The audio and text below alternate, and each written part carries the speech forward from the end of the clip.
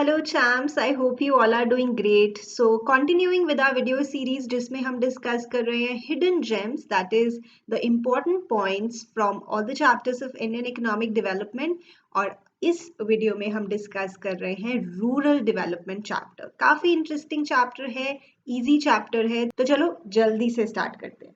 Dash focuses on action for the development of areas that are lagging behind in the overall development of the village economy. Actually, this is the definition of rural development और आप इस definition को भी याद रखें।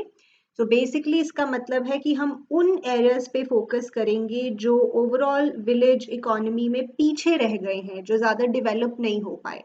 इसी से related हम पढ़ते हैं की इश्यूज और challenges when it comes to rural development, that is development of human resources, land reforms, development of infrastructure, alleviation of poverty, development of productive resources of each locality, वो भी पढ़कर जाए।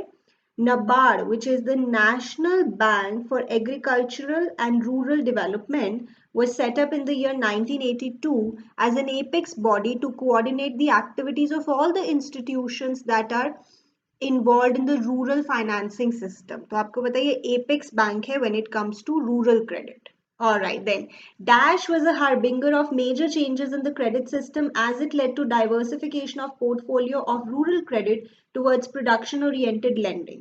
So क्या ऐसी चीज थी जो बहुत सारे बड़े बदलाव लेकर आई when it comes to rural credit? मतलब पहले क्या होता था, फार्मर्स जो है ना वो अपने पर्सनल रीजंस की वजह से ज्यादा लोन लेते थे, बट अब वो लोन लेने लगे प्रोडक्शन के लिए, क्योंकि प्रोडक्शन बढ़ गई थी और एग्रीकल्चर प्रॉफिटेबल हो गया था टू सम एक्सटेंट। तो ये है green revolution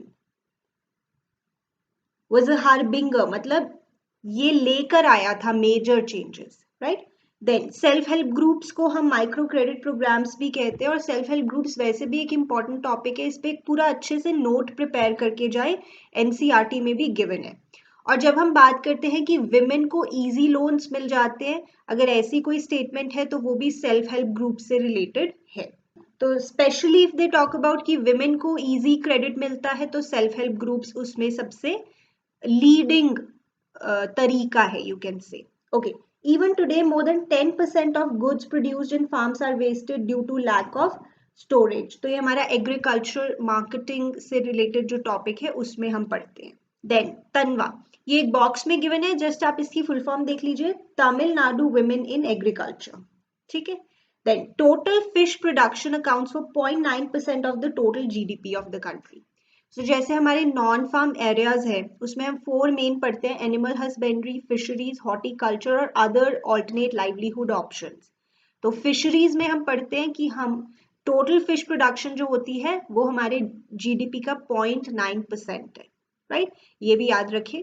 then horticulture, horticulture बहुत इंपॉर्टेंट टॉपिक है इन इटसेल्फ। इसमें क्या आ जाता है, जैसे nursery maintenance, flower harvesting, medicinal plants, then tissue culture, hybrid seed production. So इसमें nearly 1/3 of the total value of agricultural output इसी से आती है। टोटल जो एग्रीकल्चरल आउटपुट है उसमें से 1/3 is contributed by this sector and 6% of the GDP of our country. याद रखने की कोशिश करें। Then the period between 91 to 2003 is known as the period of golden revolution, जिसका मतलब है कि हॉर्टिकल्चर काफी प्रोडक्टिव हो गया था इस पीरियड में। So golden revolution. White revolution भी है ना, which is related to the production of milk, जिसकी मैं बात अभी आगे करूंगी आपसे। सो हॉर्टिकल्चर बहुत ही अच्छी रेम्यूनरेटिव ऑप्शंस प्रोवाइड करता है, specially to women in rural areas, मतलब अच्छे पैसे भी मिलते हैं। जैसे आपकी बुक में एक इमेज भी गिवन है, bee keeping provides an entrepreneurial activity to women in rural areas. तो हॉर्टिकल्चर विमेन को अच्छी एम्प्लॉयमेंट अपॉर्चुनिटीज प्रोवाइड करता है। और अभी मैंने थोड़ी देर पहले बताया था विमेन को इजी लोन्स मिल जाते हैं, क्रेडिट मिल जाता है, that is related to self help groups. Okay, then livestock sector alone provides alternate livelihood options to over 70 million small and marginal farmers including landless laborers. तो जैसे एक मिक्स्ड क्रॉपिंग सिस्टम फॉलो करते हैं काफी farmers हमारी country में, जैसे वो उनका एक फार्म भी है जहाँ पे वो एग्रीकल्चर कर रहे हैं, साथ में उन्होंने अपने घर में या फार्म पे ही कुछ एनिमल्स भी रखे हुए हैं जैसे काउज बफेलोज, उनसे भी उनकी एडिशनल इनकम हो जाती है, या पोल्ट्री फार्म्स हैं, so that is live stock sector. इससे 70 million small and marginal farmers को लाइवलीहुड मिला है, रोजगार मिला है, इंक्लूडिंग द लैंडलेस लेबरर्स। और लाइव स्टॉक में ही अगर हम बताएं तो पोल्ट्री का सबसे ज्यादा शेयर है, 61% of the total livestock in India is related to poultry. Okay.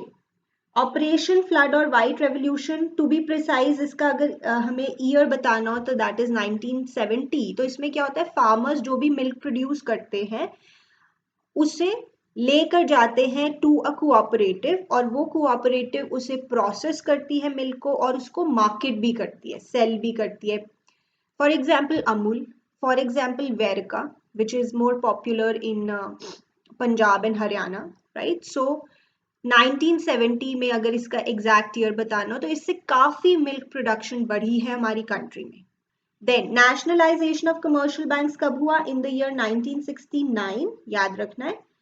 इसी से रिलेटेड ये क्वेश्चन है, India adopted social banking and multi agency approach towards rural credit after 1969। तो जो बैंकिंग सिस्टम है उसमें हमने एक सोशल फैक्टर भी ले आए कि आपको सोसाइटी के लिए भी कुछ अच्छा करना है, जैसे फार्मर्स को कम रेट्स ऑफ इंटरेस्ट पे लोन्स देने हैं, और मल्टी एजेंसी अप्रोच, जैसे अभी बहुत सारे बैंक्स हो गए, we have the commercial banks, land development banks, regional rural banks, we have the self-help groups, we have the credit cooperative societies, so multi-agency approach. All right then, dash of rural India still lives in abject poverty, अभी भी बहुत ज्यादा poverty में जीते हैं। कितने percent लोग, percent में बोले तो 25%, वैसे 1/4, ये आपकी बुक में गिवन है। सो 1/4 of rural India still lives in abject poverty. There is a need to develop 27,000 rural periodic markets to realize the full potential of rural markets. अभी भी 27,000 markets और create करने की जरूरत है। इसे हम कहाँ पढ़ते हैं, measures taken by the government to improve agricultural marketing after independence. उसमें the first point is regulation of markets. Under that we study this. Alright then, alternate marketing channels, मतलब फार्मर्स के पास और क्या तरीके हैं अपनी प्रोड्यूस को सेल करने के लिए। सो वी हैव अपनी मंडी, पंजाब हरियाणा में फेमस है, Rythu bazaars Andhra Pradesh, Hadapsar mandi in Pune, and Uzhavar Sandhais in Tamil Nadu. Alright then, the dynamic subsectors of the non-farm sectors include dash, food processing industries, leather industry, tourism etc.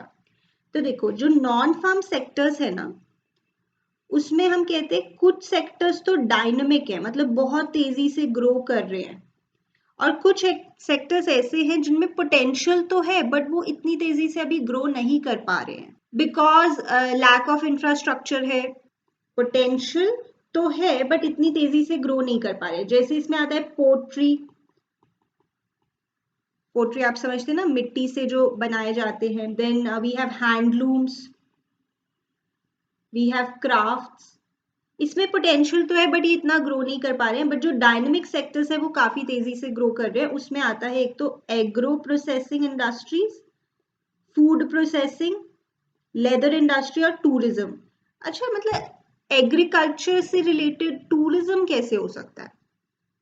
हो सकता है जैसे लोग विजिट करते हैं ट्यूलिप फार्म्स, फॉर एग्जाम्पल विनयार्ड्स, देखने जाते हैं कि कैसे ग्रो होते हैं, Apple orchids, so that tourism भी है। और एग्रो प्रोसेसिंग वैसे इसका आंसर है। तो बेसिकली जहाँ पे हम एग्रीकल्चरल प्रोड्यूस को आगे प्रोसेस करते हैं, जैसे शुगर इंडस्ट्री हो गई, टी, कॉफी, ये सब एग्रो प्रोसेसिंग में आता है। Then there are many retail chains and supermarkets which are accorded the dash to sell organic food. So इसका आंसर है ग्रीन स्टेटस। उनको एक ग्रीन स्टेटस दिया जाता है कि हाँ आप ऑर्गेनिक फूड सेल कर सकते हो। Alright then, steps taken by government to improve agricultural marketing, important topic है, अच्छे से पढ़ के जाएं। इसके अंडर जो पॉइंट्स हैं वो भी देख कर जाएं। मेन हेडिंग्स है regulation of markets, provision of physical infrastructure, cooperative marketing और पॉलिसी इंस्ट्रूमेंट्स। पॉलिसी इंस्ट्रूमेंट्स में आगे तीन चीजें हैं, एक तो MSP, then PDS public distribution system, and maintenance of buffer stock. ठीक है, ये पढ़कर जाएं। Alright then. By May 2019, nearly 6 crore women in India have become member of 54 lakh women self-help groups. मतलब women ने ही अपने self-help groups बनाए हुए हैं. You understand ना self-help groups क्या होता है?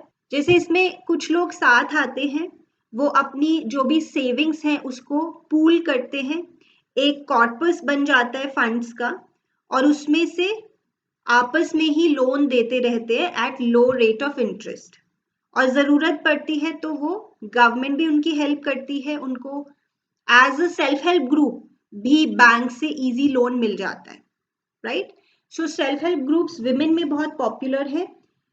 By May 2019, I'm repeating, nearly 6 crore women in India have become members of 54 lakh women self-help groups. Cooperative Credit Society was established in 1904, which played a major role in shifting the role of informal sector to formal sector to provide rural credit. आपको पता है ना, informal sector जैसे जो non institutional sources, अपने friends से loan ले लिया, रिलेटिव से, मनी लेंडर्स से, ट्रेडर्स से, एजेंट्स से, that is the informal sector. और फॉर्मल सेक्टर है कि प्रॉपर इंस्टीट्यूशन से लोन लिया है, जैसे commercial banks, land development banks, cooperative societies, RRBs, regional rural banks, self help groups, वो भी फॉर्मल सेक्टर है. Then India had about 303 million cattle, including 110 million buffaloes in 2019. तो buffaloes है 110 million, बाकी हो गई cows. ठीक है.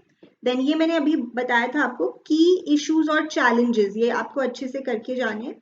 Development of human resources, land reforms, development of infrastructure, alleviation poverty, and development of the productive resources of each locality. In this और क्या चीजें आप देख कर जाएं, जैसे रूरल डेवलपमेंट की डेफिनेशन मैंने आपको स्टार्टिंग में बताई. Also it is a comprehensive term, मतलब it includes a lot of areas. तो कॉम्प्रिहेंसिव मतलब जिसमें बहुत सारी चीजें आ जाती हैं, तो इट्स अ कॉम्प्रिहेंसिव टर्म, ये भी ध्यान रख कर जाए. Alright, then diversification in agriculture दो तरह से हो सकती है, change in the cropping pattern, और second is the shift of workforce from agriculture to other allied activities. तो डाइवर्सिफिकेशन दो तरह की होती है, और रीजंस क्या है, क्यों हमें डाइवर्सिफाई करना चाहिए, ये पढ़कर जाएं. देन मैंने आपको रिपीटेडली कहा है कि सेल्फ हेल्प ग्रुप पे नोट प्रिपेयर करके जाएं. मैंने कम्युनिटी पे भी एक क्वेश्चन पूछा था related to this. Here, self-help groups have emerged to fill the gap in the formal credit system, because the formal credit system is not only inadequate, but it has also not fully integrated into the overall rural, social and community development. मतलब जो self help groups हैं वो emerge हो रहे हैं, और जो formal system में कमियां हैं ना, उनको पूरा करने के लिए सेल्फ हेल्प ग्रुप्स अच्छा काम कर रहे हैं. अब जो फॉर्मल सिस्टम है जैसे बैंक्स, वो इतने ज्यादा एडिक्वेट नहीं है, मतलब हर जगह पे लोकेटेड नहीं है, हर गांव में नहीं है. That is one problem. और वो है भी ना, तो भी लोगों ने, गांव के लोगों ने उसे पूरी तरह से एक्सेप्ट भी नहीं किया है कहीं जगह, और उसके लिए कोलेट्रल भी रखना पड़ता है, सिक्योरिटी. तो इन सब प्रॉब्लम्स की वजह से self help groups have really emerged and they are trying to fill the gap in the formal delivery system. उसके बाद रूरल बैंकिंग का जो क्रिटिकल अप्रेजल है वो भी पढ़कर जाएं, जिसमें अच्छी बातें और बुरी बातें दोनों हमने लिखनी है. Then there is something called Kudam Shri, which is Poor Women's Bank, established in Kerala. Box में गिवन है, एक बार देख लीजिए.